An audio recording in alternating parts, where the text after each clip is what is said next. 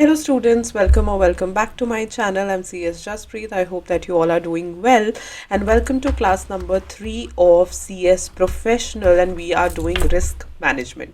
तो risk management में first class में हमने पढ़ा था रिस्क आइडेंटिफिकेशन, सेकंड में हमने किया था रिस्क एनालिसिस एंड असेसमेंट और आज हम करेंगे हैंडलिंग ऑफ रिस्क, जो सबसे ज़्यादा इम्पॉर्टेंट पॉइंट है क्योंकि अभी तक तुमने क्या सीखा कि रिस्क को आइडेंटिफाई कैसे करना है, उसे एनालाइज कैसे करना है, उसे असेस कैसे करना है। आज हम सीखेंगे कि इसे हैंडल कैसे करना है। I hope that you are liking the videos. इसकी मैंने एक अलग से प्लेलिस्ट भी क्रिएट कर दी है in the name of ESG revision series, so go had watch that. Class wise उसमें आपको सारी क्लासेस मिल जाएंगी। नोट्स के लिए आपको मेरे टेलीग्राम को रेफर करना पड़ेगा जो डिस्क्रिप्शन बॉक्स में जिसका लिंक ऑलरेडी अवेलेबल है।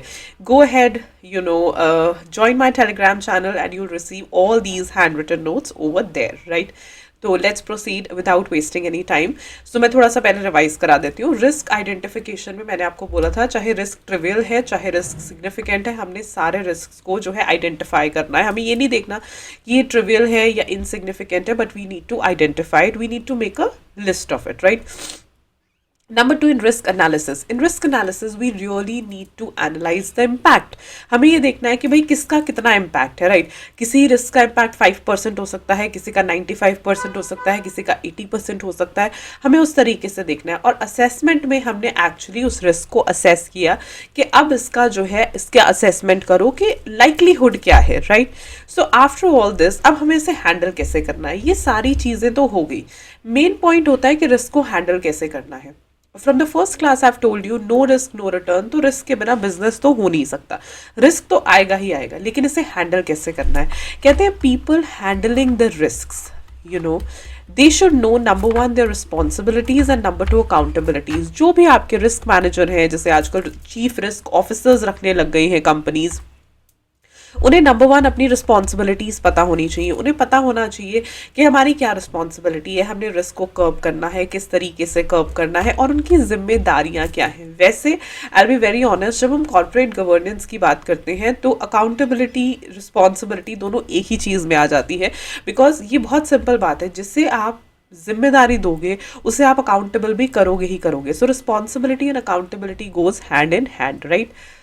अब आपने असेसमेंट कर ली रिस्क की, अब सबसे इंपॉर्टेंट स्टेप आता है कि अब इसे हैंडल कैसे किया जाए, ठीक है? अब इसको हैंडल करने के लिए रिस्पॉन्सिबिलिटी देनी पड़ेगी किसी को और किसी की जिम्मेदारी बनानी पड़ेगी, responsibility and accountability. So risk ownership needs to be distributed, ठीक है? यहाँ पे हम ये बोलेंगे कि भाई ये रिस्क को ओन कौन करेगा, रिस्क ओनरशिप वो डिस्ट्रीब्यूट करना। अब इसे हैंडल कौन करेगा बेसिकली, ठीक है?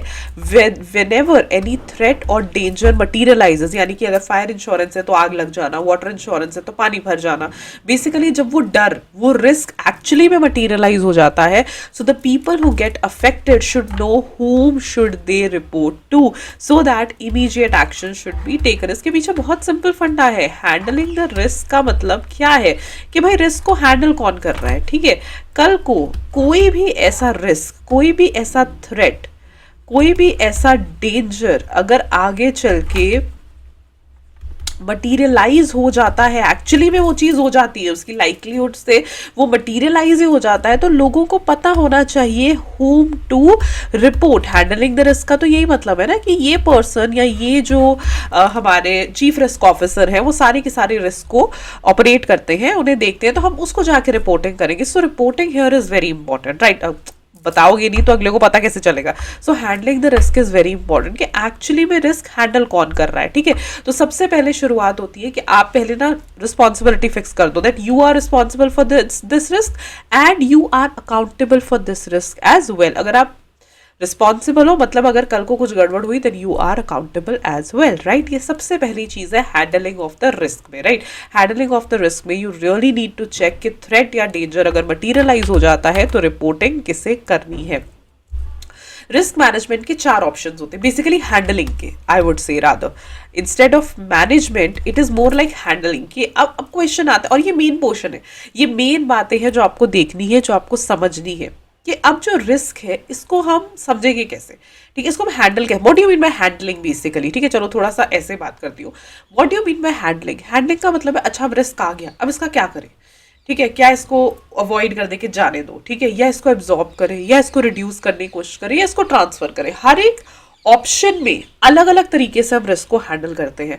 हर एक ऑप्शन में अलग अलग तरीके का रिस्क आता है जो हम डिस्कस करेंगे as we go ahead. So handling का मतलब है, अब रिस्क तो देखो आना ही आना है, because no risk no return. Handling का मतलब है अगर रिस्क आ गया तो हमने उसे कैसे ट्रीट करना है, ठीक है। बहुत बड़ा factor handling of the risk का डिपेंड करता है कि रिस्क जो है वो कितना डेंजरस है, राइट। रिस्क इतना बड़ा है कि आपकी पूरी कंपनी डुबा सकता है, you really need to look into it. Risk बहुत छोटा सा है, कोई ज्यादा फर्क नहीं पड़ेगा।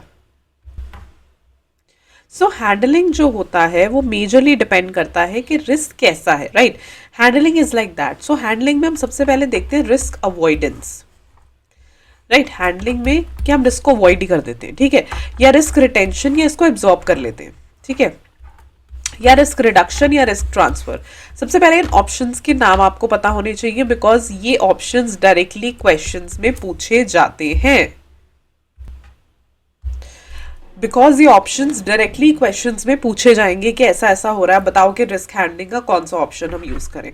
तो सबसे पहले हम स्टार्ट करेंगे रिस्क अवॉइडेंस से। अवॉइडेंस का मतलब है अवॉइड ही कर दो, राइट, अवॉइड टेकिंग रिस्क, ठीक है। तो इसका मतलब क्या होता है, देखो, अवॉइड टेकिंग रिस्क का मतलब होता है चूजिंग लेस रिस्की बिजनेस या प्रोजेक्ट, ठीक है। अवॉइडेंस का मतलब होता है कि हम जितना हो सके रिस्क को अवॉइड करें। ये सबसे पहला, ह्यूमन साइकोलॉजी में भी हम ऐसे ही करते हैं कि हम सबसे पहले कोशिश करते हैं कि हम सबसे सेफर चीज में जाकर के इन्वेस्ट करें या सबसे सेफर ऑप्शन को पिक करें।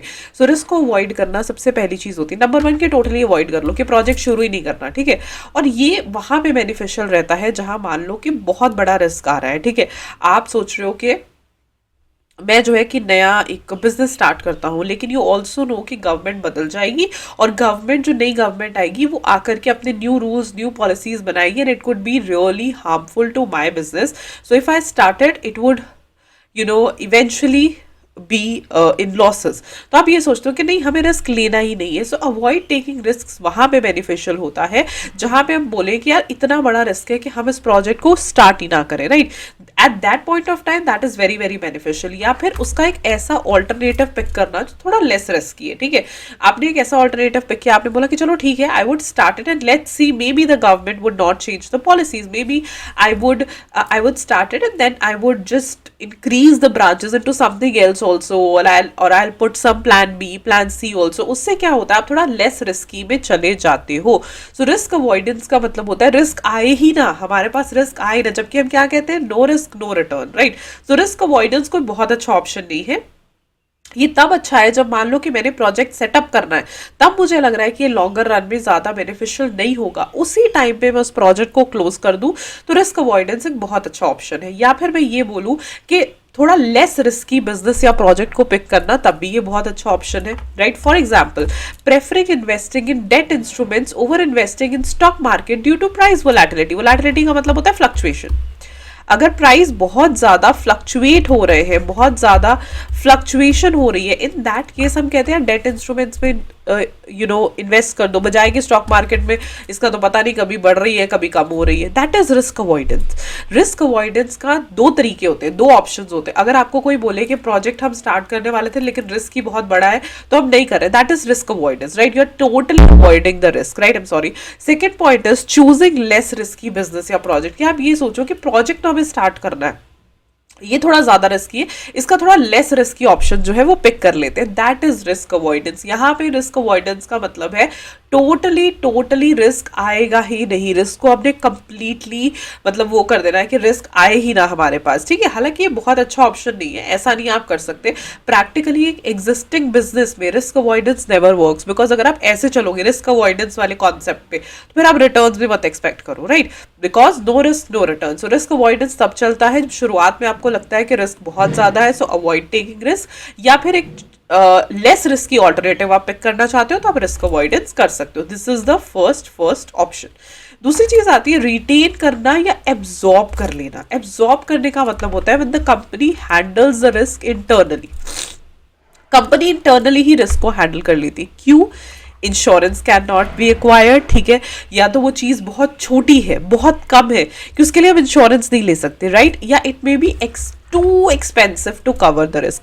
अगर आप मेरे चार्ट्स देखोगे तो आपको थोड़ा नजर आएगा कि ये फ्लो चार्ट्स में, डायग्राम्स में आपको हर चीज समझाने की मैंने कोशिश की है, विच इज प्रेटी ईजी है, राइट। इससे आपको बहुत ईजीली समझ आ जाएगा कि क्या क्या ऑप्शन है। जैसे मैंने रिस्क अवॉइडेंस में क्या लिखा था, अवॉइड टेकिंग रिस्क या थोड़ा लेस रिस्की प्रोजेक्ट को चूज करो। अब यहाँ पे रिटेंशन में भी ये क्या कहने की कोशिश कर रहा है, रिटेंशन में ये कह रहा है कि आप एब्जॉर्ब कर लो, ठीक है। आप क्यों एब्जॉर्ब करोगे, क्वेश्चन तो वही है ना, कंपनी इसलिए एब्जॉर्ब करेगी क्योंकि हम इंश्योरेंस नहीं ले सकते। मान लो हम कहते हैं कि बाय शिप जो है हमारे लिक्विड कोई आ रहा है, ठीक है। अब वो इतना है कि अगर 500 ml उधर से भर करके आता है तो यहाँ पहुंचने तक 580 रह जाता है, ठीक है। अब ये जो थोड़ा सा है ये इवेपोरेशन है, थोड़ा बहुत इधर उधर गिर जाता है, इसके लिए हम इंश्योरेंस नहीं ले सकते, ठीक है। इतना रिस्क हमको एब्जॉर्ब करना पड़ेगा, इतना नुकसान हमको बियर करना पड़ेगा कि 500 ml हम पे करते हैं लेकिन पूरा हमारे पास आता नहीं है, इट्स कंप्लीटली फाइन।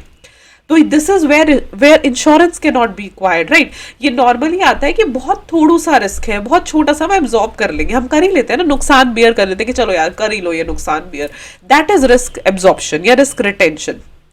या फिर वो इतना महंगा है कि हम उस रिस्क को कवर नहीं कर सकते। मान लो कि इंश्योरेंस में भी इतना पैसा जा रहा है कि हम उतना बड़ा रिस्क कवर ही नहीं कर सकते। In that case we need to retain it और we need to absorb it. मतलब दोनों एक्सट्रीम एंड्स पे हमें उसे रिटेन या एब्जॉर्ब ही करना पड़ता है। हम उसको बहुत महंगा है नहीं कवर कर सकते तो भी वो रिस्क रिटेंशन है, बहुत छोटा सा है जिसके लिए हम इंश्योरेंस नहीं ले सकते तो भी वो रिस्क रिटेंशन या एब्जॉर्प्शन ही होता है, right. Handling it internally because of cost effectiveness, जो चीज मैंने आपको पहले बोली, handling it internally because it is cost effective.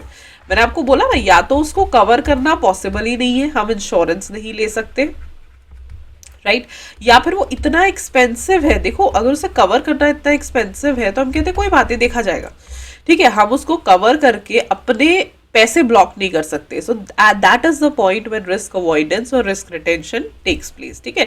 सबसे पहली चीज होती है रिस्क एब्जॉर्प्शन या रिस्क रिटेंशन टेक्स प्लेस, ठीक है। सो रिस्क रिटेंशन या रिस्क एब्जॉर्प्शन थोड़ा डिफरेंट है। हाउ इट इज डिफरेंट, यहाँ पे दो चीजें बहुत क्लियरली बता दी गई, या तो हम इंश्योरेंस नहीं ले सकते या फिर वो बहुत ज्यादा एक्सपेंसिव है तो हम इसे इंटरनली हैंडल कर लेते हैं because that way it is more cost effective. हम बहुत सारा अपना पैसा बचा लेते हैं and we feel that it is cost effective, right.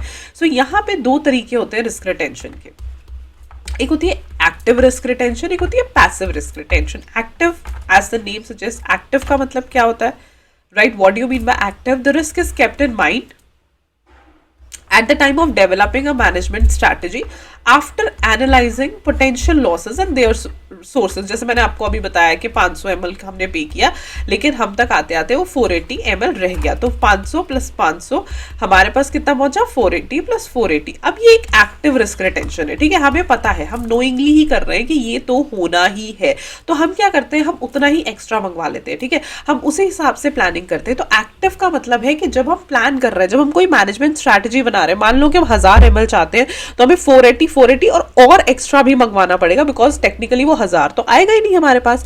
तो एक्टिव रिस्क रिटेंशन का मतलब ये होता है मैनेजमेंट स्ट्रैटेजी ऐसी डेवलप करना जहां पे आप जो है पोटेंशियल लॉसेस और उनके सोर्सेज को बेटर एनालाइज कर सको, ठीक है।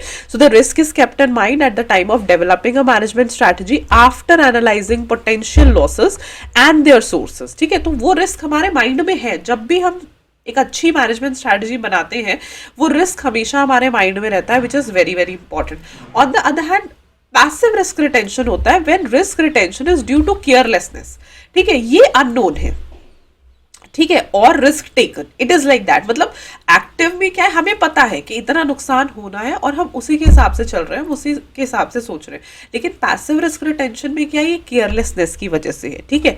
नंबर 1, या तो रिस्क टेकर को समझ ही नहीं आया risk, he didn't understand the risk या think it less of a risk than it is, ठीक है। उसे लगा कि ये तो रिस्क है ही नहीं, तो उस केस में क्या हमें रिटेन करना पड़ेगा बाय एनी वेज। ये एक तरीके से केयरलेसनेस है, ठीक है। ये वो लोग करते हैं जिन्हें प्रॉपर एक्सपीरियंस नहीं होता, जिन्हें रिस्क की समझ नहीं है, या जिसने सोचा यार थोड़ा सा ही तो नुकसान होता है बट एक्चुअली वो बहुत बड़ा नुकसान हो गया, ठीक है। तो रिस्क रिटेन करने के दो तरीके होते हैं, एक एक्टिव एक पैसिव। एक्टिव जिसमें हमें पता है कि ये रिस्क होने वाला है, मैनेजमेंट स्ट्रैटेजी बनाते वक्त हम एनालाइज कर लेते हैं यार इससे इतने लॉसेज होने वाले हैं एंड हम उसके हिसाब से प्लानिंग करते हैं।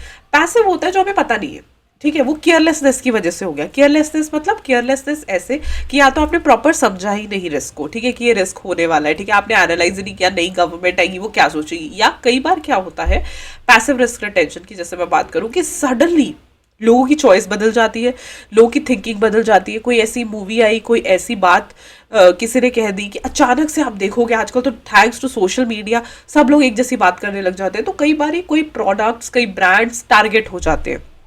सो उस केस में क्या होता है, आपको लगता है कि यार इससे कुछ नहीं होगा, या मान लो कि कोई कमर्शियल दिखाया, कोई एड दिखाई, उसमें कुछ ऐसा उल्टी सी बात आपने कर दी, आपको लगा लोगों को कोई फर्क नहीं पड़ेगा, but suddenly people were totally against it, ये क्या कर दिया, ऐसे क्यों कर दिया। तो that is passive risk retention. वहां पे आपने प्रॉपर एनालाइज ही नहीं किया ये कितना बड़ा रिस्क है, और हो सकता है लोगों ने टोटली ब्रांड को बॉयकॉट कर दिया, टोटली प्रोडक्ट को बॉयकॉट कर दिया, तो मतलब आपको लगा कि इतना रिस्की नहीं होगा, कोई फर्क नहीं पड़ेगा। वो वाला कॉन्सेप्ट होता है पैसिव रिस्क रिटेंशन। वहां आपके पास कोई ऑप्शन नहीं है, आपको रिस्क रिटेन करना ही पड़ेगा, जितना नुकसान है वो तो बियर करना ही पड़ेगा। ठीक है, मान लो जैसे fair and lovely glow and lovely बन गया, तो उस टाइम पे जब उन्होंने नाम बदला, आई एम श्योर उनके पास कुछ ना कुछ प्रोडक्ट्स पड़े हो गए, उन्होंने कैसे उसको यूटिलाइज किया या उतना नुकसान बियर किया, वो तो करना ही पड़ेगा ना उन्हें। सो this is how it goes. So risk retention दो तरीके से होता है, एक्टिव एंड पैसिव। एक्टिव जहां हमें पता है ये रिस्क होने वाला है, हम वैसे ही तैयारी करते हैं।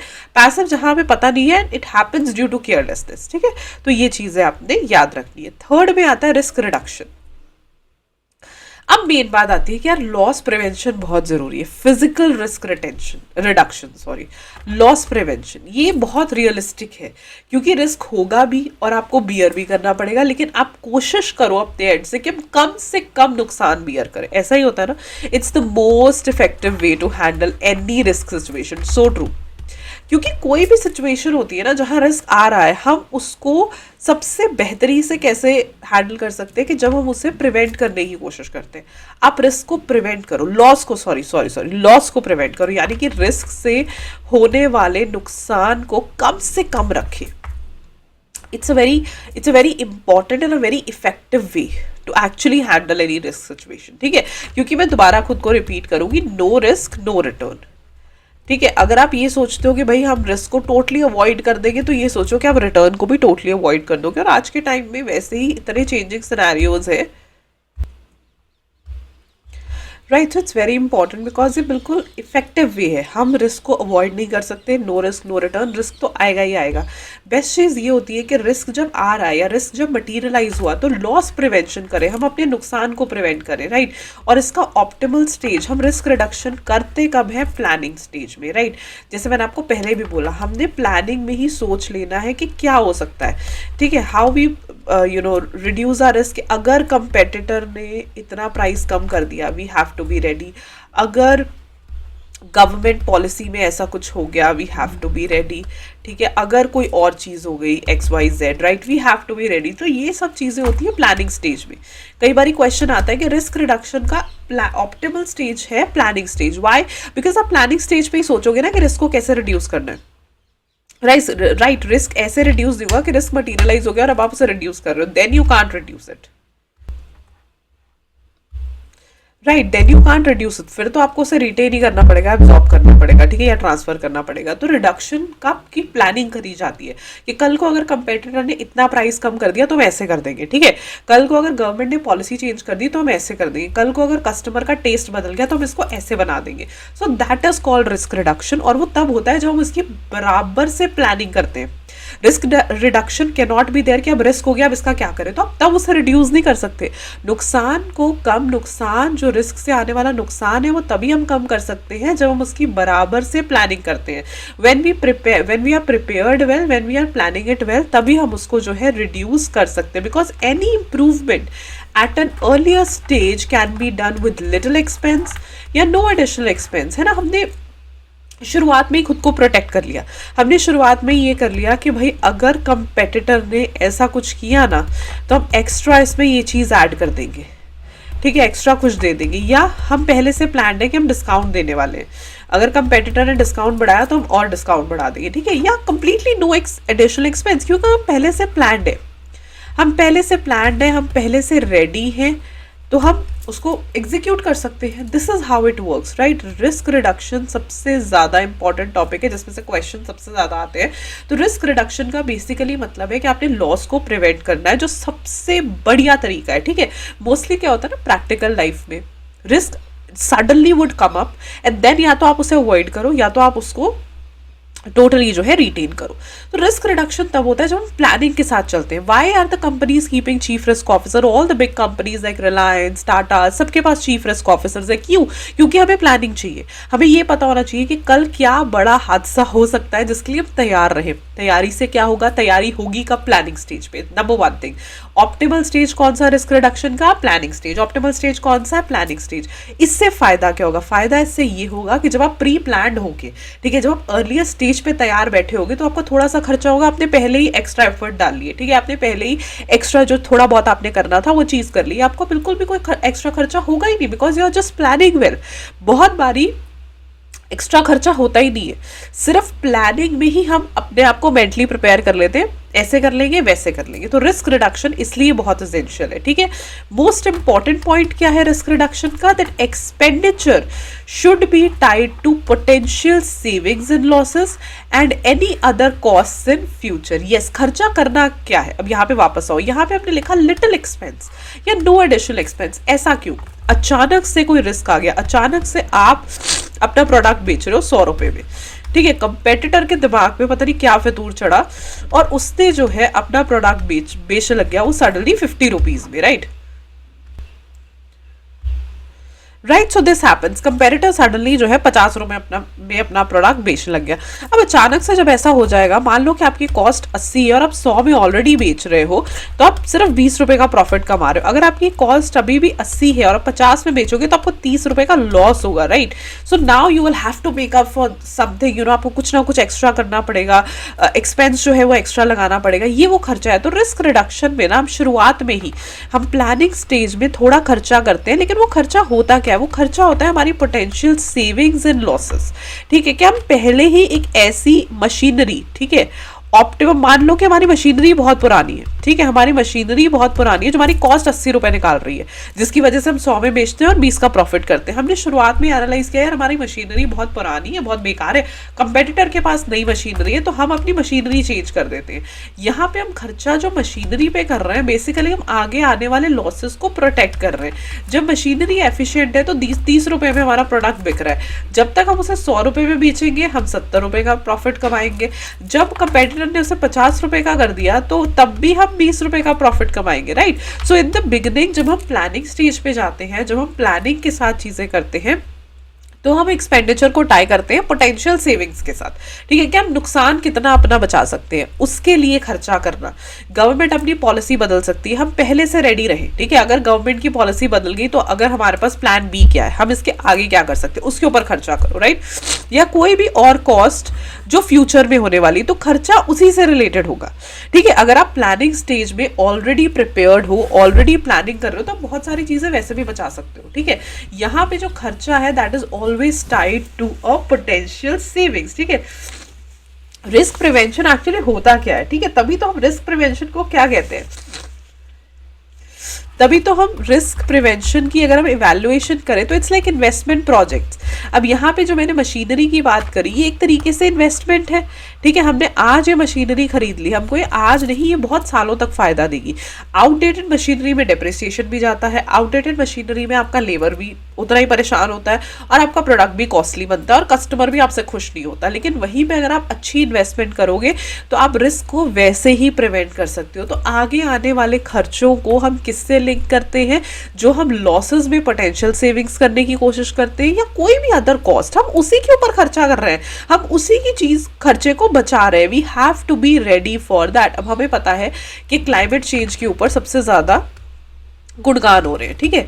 तो क्लाइमेट चेंज को देखते हुए आप ये देखो कि हम अपने जो है बॉक्सेस को बदल सकते हैं, हम अपनी पैकेजिंग को बदल सकते हैं, we can start early, right. हम पहले से, कल को सडनली गवर्नमेंट कह रही है कि भाई प्लास्टिक पैकेजिंग तो बिल्कुल बैन है, बिल्कुल ये चीज़ खराब है, उससे अच्छा है कि आप खुद से चीज़ों को रेडी रखो, ठीक है, खुद से अपने एंड से चीज़ों को जो है बदलने की कोशिश करो। तो रिस्क रिडक्शन होता है कि जब हम एनालाइज कर रहे हैं why bigger companies have chief risk officer, ताकि वो पहले से हमें बता दे कि भाई आगे अगर रिस्क को बचा रहे हैं तो आप यहाँ पे इन्वेस्टमेंट करो और रिस्क जो है आपका बच जाएगा।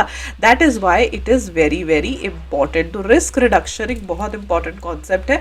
सबसे सबसे ज़्यादा ऑप्टिमल है, क्योंकि यहीं से हम लॉस को प्रिवेंट करते हैं। रिस्क रिडक्शन इज बेसिकली हम अपने नुकसान को कंट्रोल करते हैं, और नुकसान को कंट्रोल करना है तो वो तब नहीं होगा जब रिस्क मटीरियलाइज होगा, ना ना ना, ये होगा प्लानिंग स्टेज पे। कहाँ पे होगा? प्लानिंग स्टेज पे। शुरुआत में प्लानिंग स्टेज पे ये चीज़ होनी है।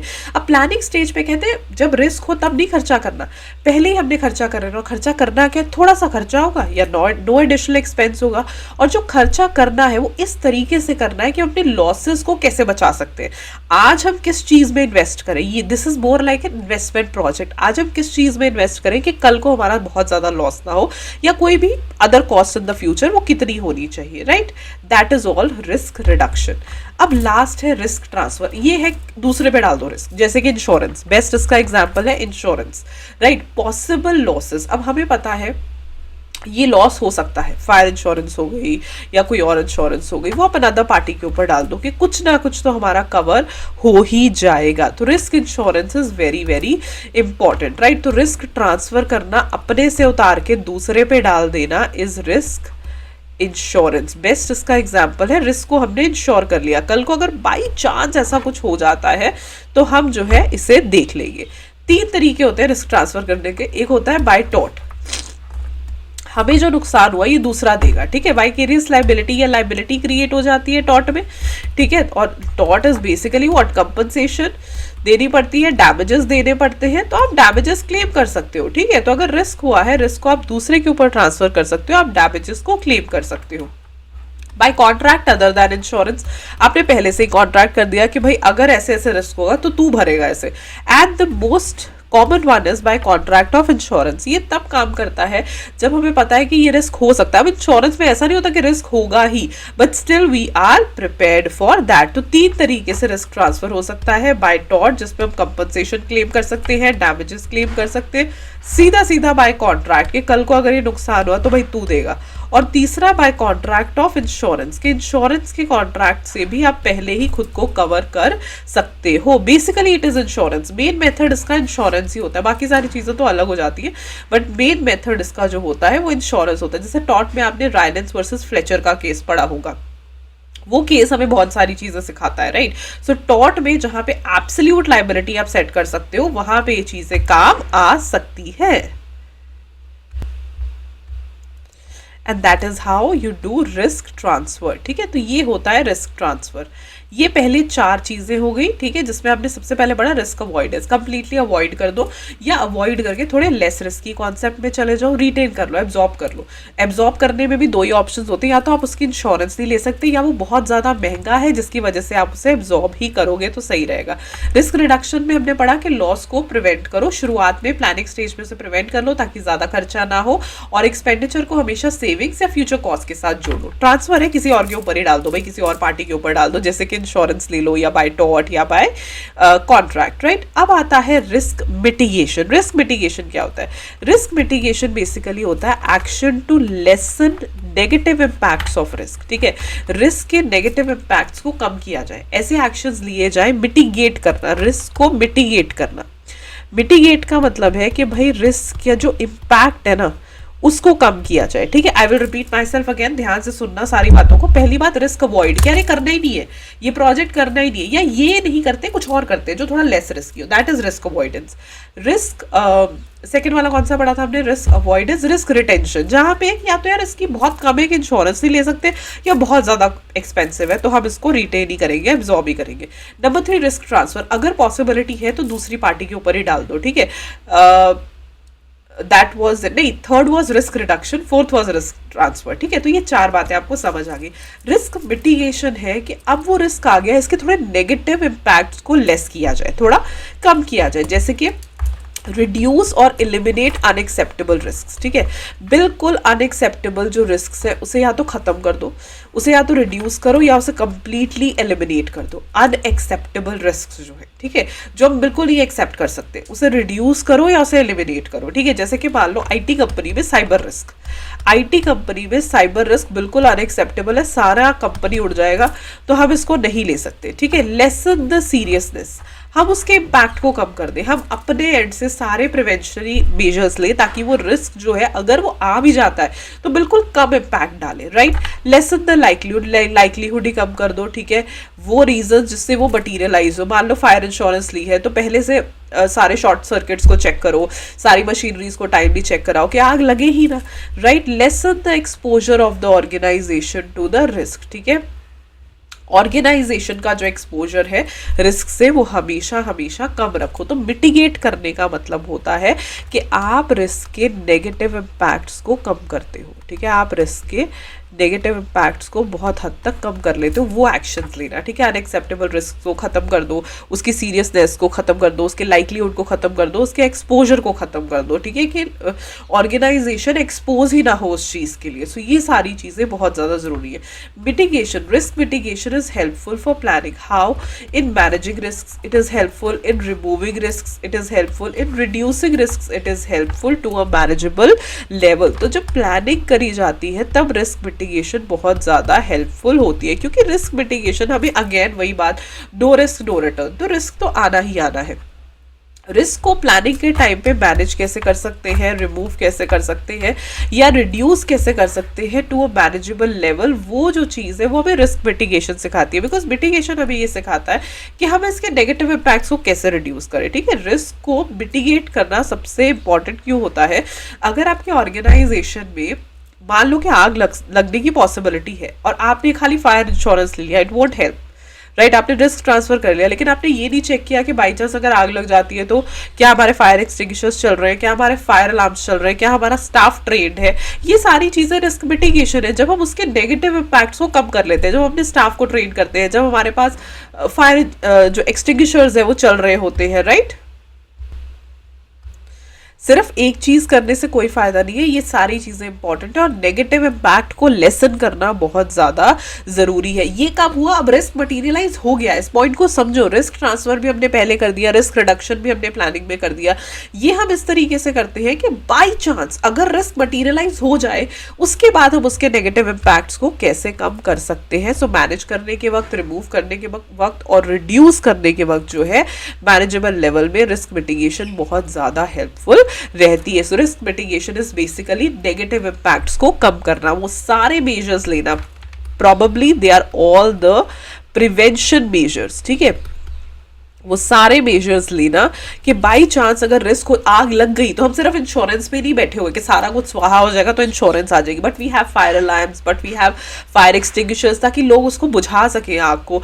नुकसान जितना कम हो सके उतनी चीज़ें देखो, ठीक है। तो ये सारी चीज़ें इंपॉर्टेंट है। What are the strategies to manage risk? अब ये सारी चीज़ें अभी हमने पढ़ी है।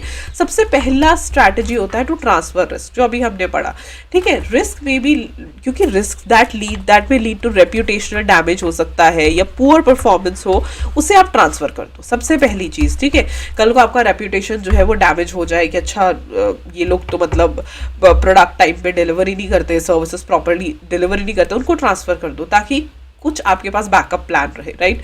नंबर 2, रिस्क रिटेंशन या टॉलरेट रिस्क। टॉलरेट रिस्क का कॉन्सेप्ट तभी आता है tiny risk that can be accepted as loss. जैसे मैंने आपको बोला ना 500 ml की बजाय 480 ml आया, बिल्कुल टाइनी रिस्क है, ठीक है। हम ये कहते हैं यार कर लो इसको एब्जॉर्ब, कर लो इसको रिटेन, क्या ही इसके लिए हम इंश्योरेंस लेंगे, right. So that is how it works. Reduce risk, reduce होता है कंट्रोल करना टू अ टॉलरेबल लेवल, ठीक है। कोशिश करो कि रिस्क तो आना ही आना है, ठीक है, लेकिन इसको जो है हम एक ऐसे मैनेजेबल लेवल पे ले आए कि चलो हमारा बहुत ज्यादा नुकसान ना हो। अवॉइड रिस्क, प्रोजेक्ट ही मत कंटिन्यू करो। आपको लग रहा है कि बहुत ही डेंजरस प्रोजेक्ट है, तो stop from taking any dangerous project. ये मैंने बोला ना, ये तब बेनिफिशियल होता है जब प्रोजेक्ट से पहले प्रोजेक्ट को एनालाइज कर लेते हो, ठीक है, और आपको लगता है ये तो बिल्कुल बेकार हो जाएगा, ये तो बिल्कुल यूजलेस हो जाएगा। इन that case don't go into it, right. Combined risk, combined risk मजेदार है। वर्किंग टुगेदर विद 2 और मोर डेंजर्स, आप उसको कंबाइन कर लो, ठीक है। आप चीज़ों को कंबाइन कर लो, आप रिस्क को कंबाइन कर लो कि अच्छा ये चीज़ हो सकती है ऐसा। जैसे कि आप फायर इंश्योरेंस लेते हो, फायर अगर लगता है तो ह्यूमन लॉस भी हो सकता है, ठीक है। मान लो कि आप कोई केमिकल्स के साथ डील कर लो और बाई चांस आग लगी तो लोग भी मर सकते हैं, तो उस केस में क्या है, आप किसी तरीके से उसे कंबाइन करो कि फायर भी ना लगे और हमारे केमिकल्स भी सेव्ड रहे। All these things need to be seen. Sharing risk, again risk share आप इंश्योरेंस से कर सकते हो। हेजिंग रिस्क, हेजिंग का मतलब होता है प्रोटेक्ट करना। हेजिंग होता है ना, जैसे हम ऑप्शंस या फॉरवर्ड्स को हेज करते हैं, दैट इज लाइक कि हम फ्यूचर में होने वाले रिस्क को जो है प्रोटेक्ट कर रहे हैं। आज ही प्रोटेक्ट कर लो ताकि कल रिस्क हो ही ना।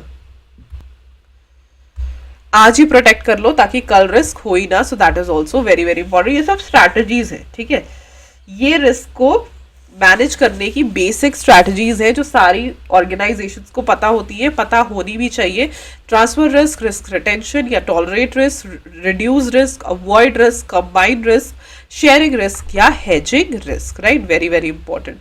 अब इसी को आगे एक्सप्लेन करें. Transfer risk. ट्रांसफर वो आइडिया है, देखो किसी और एजेंसी को ट्रांसफर कर दो, ठीक है, जिसमें कुछ कॉम्पिटेंसी है. So any time a certain agency, person और corporation discovers that it's dealing in a field where it lacks competence to handle, it seeks assistance. कोई भी ऐसा रिस्क जहां आपको लगता है कि यार ये चीज मुझे आती नहीं है, I should need assistance. Right, आपने रिस्क को ट्रांसफर कर दिया, आपने मिनिमाइज. अब हर फील्ड में तो हम एक्सपर्ट होते नहीं है, तो एक्सपर्ट हेल्प लेना, असिस्टेंस लेना इज बेसिकली ट्रांसफर रिस्क. हमने पहले ही एक प्रोफेशनल से पूछ लिया, सीए से पूछ लिया, सीएस से पूछ लिया कि भाई कंप्लायंस नहीं करेंगे तो क्या होगा. ठीक है, आप सीएस के पास जाए कहते हो कि भाई सीएसआर नहीं हम कर रहे, हम कंप्लायंस नहीं कर रहे, क्या हो रहा है. उससे बोला ठीक है फिर 1 करोड़ देने के लिए रेडी हो जाओ.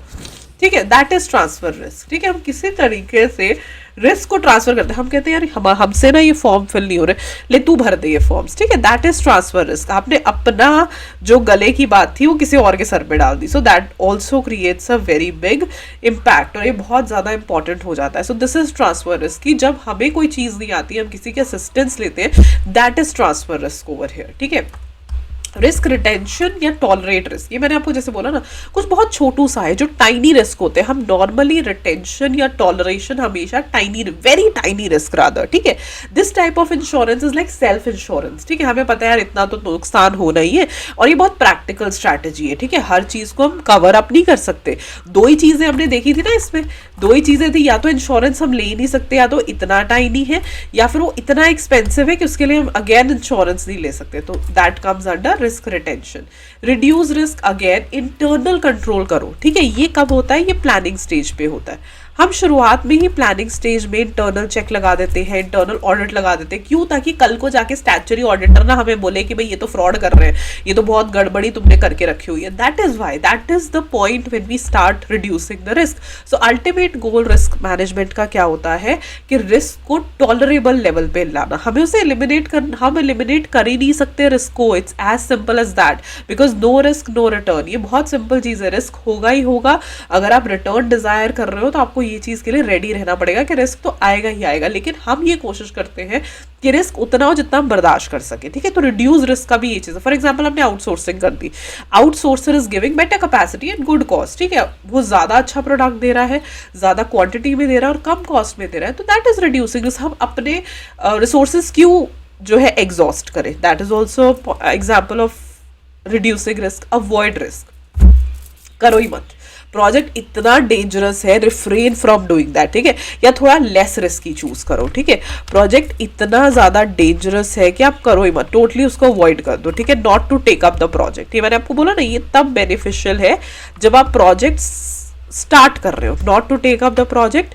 या फिर द सेकेंड पॉइंट इज कि आप जो है थोड़ा लेस रिस्की प्रोजेक्ट पिक करो, थोड़ा लेस रिस्की प्रोजेक्ट जो है वो पिक करो. That is avoiding risk completely. Combined risk, 2-3 risk को साथ लाना. जैसे फाइनेंशियल रिस्क. ठीक है, फाइनेंशियल रिस्क जो होता है वो हर तरीके से है. ठीक है, अगर कस्टमर नहीं आया तो भी फाइनेंशियल रिस्क है, अगर शेयर होल्डर नहीं आया तो भी फाइनेंशियल रिस्क है, अगर एम्प्लॉय छोड़ के चला गया और उसके बिहाफ पे हमारा नुकसान हो रहा है तो भी फाइनेंशियल रिस्क है.